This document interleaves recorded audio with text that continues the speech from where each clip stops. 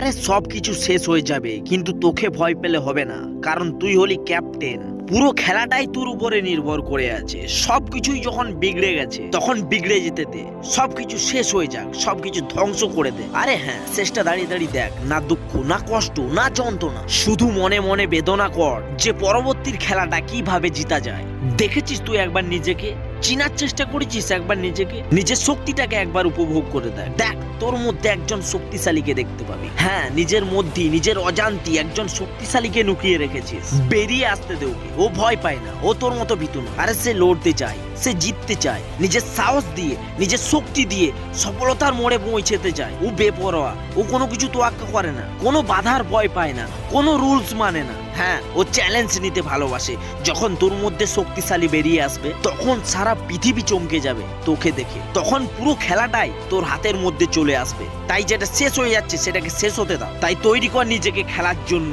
জীবনের এই খেলা মৃত্যু অবধি চলবে। বন্ধু, ঘরে বসে থাকলে ম্যাচ জিতা যায় না। আরে নিজেকে দুর্বল ভাবলে ম্যাচ জিতা যায় না, নিজেকে ভীতু ভাবলে ম্যাচ জিতা যায় না। উইনার হওয়াটা এত সোজা না। উইনার হতে গেলে নিজেকে প্র্যাকটিসের দরকার, মাস্টার হওয়া দরকার। তাই মাস্টার হয়েই মাঠে না। আর একটা কথা মনে রাখবে, কোনো কিছু শেষ হওয়ার পরেই নতুন করে শুরু হয়। তাই শেষ হওয়াটাকে না ভেবে পরবর্তী শুরু হওয়াটাকে ভাবো। তুই নিজেই জানিস না যে কি হবে। নিজেকে একবার শক্ত করে একবার খেলার মাঠে নেমে যা, আর তারপর সুযোগ বুঝে মেরে দে ছক্কা।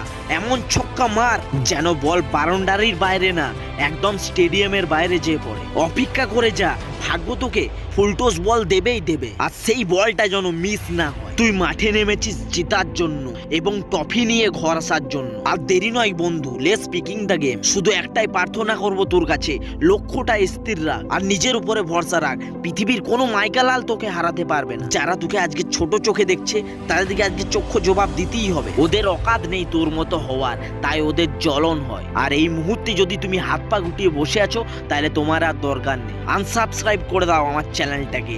কোনো প্রয়োজন নেই আমার ভিডিও দেখা। আমার কেন, যে কোনো মোটিভেশনাল ভিডিও দেখার কোনো প্রয়োজন নেই। হাত পা গুটিয়ে বসে থাকো, যেমন আছো সেরকমটাই থাকো।